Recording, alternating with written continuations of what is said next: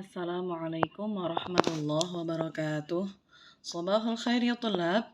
Kaifa halukum jami'an?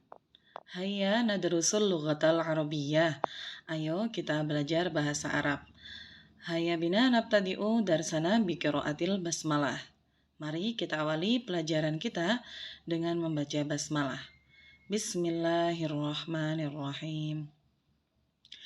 Baik, pada minggu yang lalu Ibu sudah memberikan tugas, yaitu mengubah susunan kalimat mubtada khobar, dan Ibu meminta diubah ke dalam khobar muqaddam dan mubtada muakhor.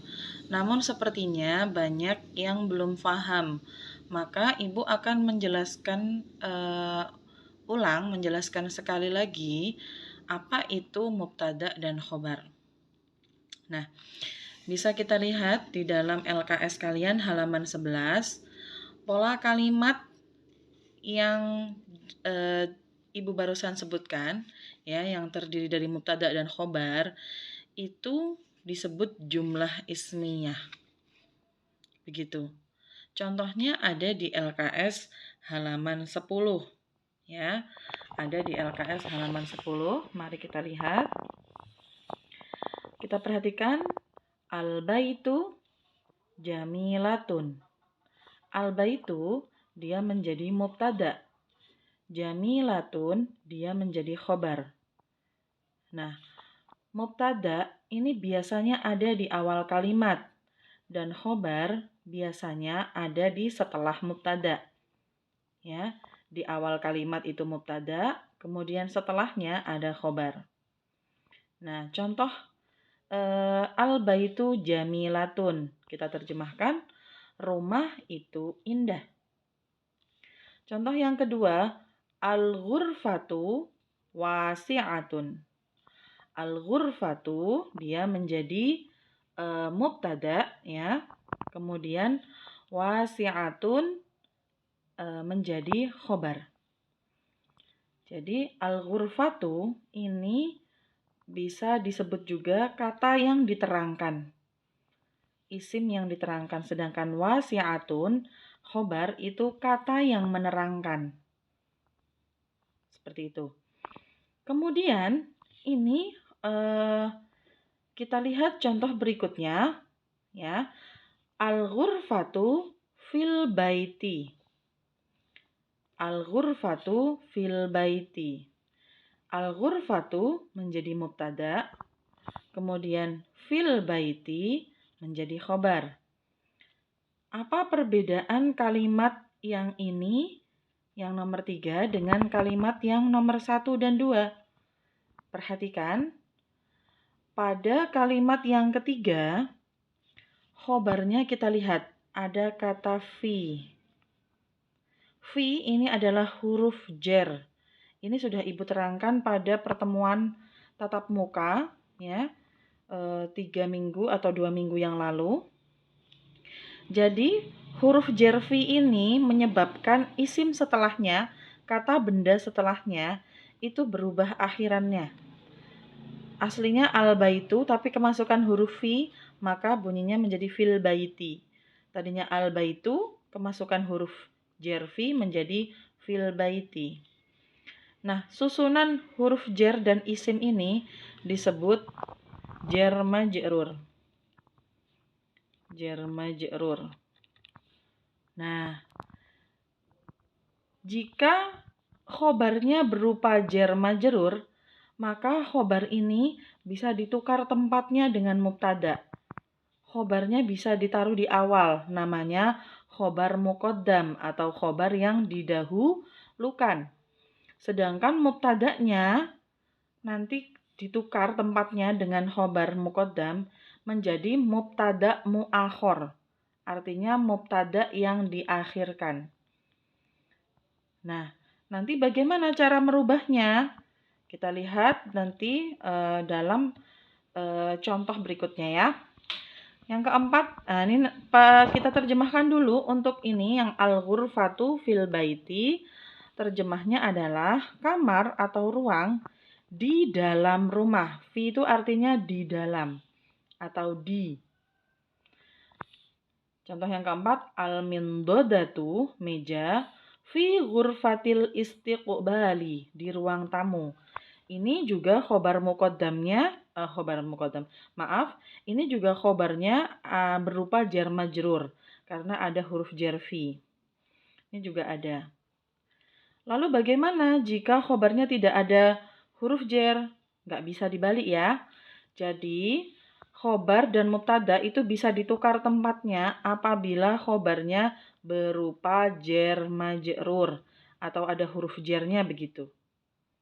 Paham ya? Kemudian selanjutnya kita lihat contoh pada kalimat halaman 11. Nah, kita lihat ya. Ubahlah mubtada dan khobar di bawah ini menjadi pola khobar muqaddam dan mubtada muakhor. Kita lihat as-sariru fi ghurfatin naumi.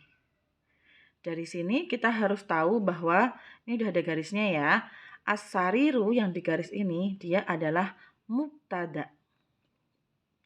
Ibu beri tanda mim kecil. Sedangkan dimulai dari fi sampai ghurfatin naumi itu dia menjadi khobar. Nah, kalau dibalik menjadi khobar muqaddam artinya khobarnya didahulukan dan mubtada'nya diakhirkan, maka perubahannya menjadi seperti ini. Kita lihat. Khobarnya ditaruh di awal. Tidak ada perubahan sama sekali. Bunyinya tetap. Fi ghurfatin naumi. Akan tetapi untuk mubtada yang diakhirkan ada perubahan. Apa perubahannya? Perhatikan dari bunyi as-sariru menjadi sarirun. Alnya dihilangkan. Kalau alnya hilang, maka otomatis huruf terakhirnya ditambahkan tanwin. Menjadi dhammah tanwin. Tadinya sariru, di sini dhammah saja. Di sini menjadi dhammah tanwin. Sarirun. Artinya bagaimana? Tempat tidur di ruang tidur. Jika dibalik, di ruang tidur ada tempat tidur. Begitu ya. Paham sampai sini ya? Nah, anak-anak bisa lanjut membuka LKS halaman 12. Nah, ini yang kemarin Ibu tugaskan, tapi sepertinya banyak yang belum paham. Nah, perhatikan kalimat yang pertama, al-matbahu fil baiti. Dari sini kita petakan dulu mana mubtada, mana khobarnya. Ya. Di sini mubtada'nya adalah al-matbahu. Ibu beri garis. Ini menjadi mubtada. Kemudian fil baiti itu menjadi khobar. Lihat khobarnya berupa jar majrur karena ada huruf jar fi. Ya, huruf jar itu bukan hanya fi, ada banyak. Tapi yang kita pelajari di sini ada fi, kemudian ada ala, ini juga ala, ini fi juga fi. Jadi ini semua khobarnya berupa jar majrur. Ya. Ini mubtada, ini khobar. Al-qalamu mubtada, alal maktabi khobar. Al-majallatu menjadi mubtada, alal mindodati menjadi khobar. Al-kutubu ini juga mubtada, firrafi juga khobar. Al-ghurfatu ini mubtada, fil baiti juga khobar. Nah, setelah kita petakan seperti itu, mana mubtada dan mana khobarnya, mari kita ubah susunan mubtada khobar ini menjadi khobar muqaddam, khobar yang didahulukan, dan mubtada muakhor, mubtada yang diakhirkan. Bagaimana caranya? Langsung saja tulis khobarnya di depan. Ya. Khobar muqaddam, khobar yang berupa jar majrur, ini kita taruh di depan. Bunyinya fil baiti. Fil baiti. Nah, Fil baiti, bunyinya tidak ada perubahan sama sekali ya, tetap fil baiti, artinya di rumah, di dalam rumah. Kemudian yang menjadi mubtada al-matbahu kita taruh di belakangnya. Nah, tadi syaratnya adalah kalau mubtada itu diakhirkan, maka alnya harus kita buang dan huruf terakhirnya yang tadinya dhammah saja menjadi dhammah tanwin. Jadi al-matbahu berubah menjadi matbahun. Matbahun. Matbahun. Nah, seperti ini. Artinya tadi dapur di dalam rumah. Kalau dibalik menjadi di dalam rumah ada dapur. Kita tambahkan kata ada supaya pantas ya kalimatnya ya. Di dalam rumah ada dapur. Sampai sini semoga paham. Kemudian nanti untuk nomor 2, 3, 4, dan 5 silahkan dikerjakan. Silahkan nanti beri tugas yang baru saja ya. Karena ini hanya untuk contoh saja. Karena kemarin ini sudah dikerjakan meskipun banyak kesalahan.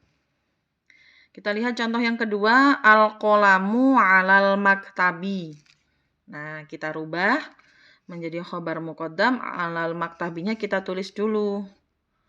'Alal maktabi.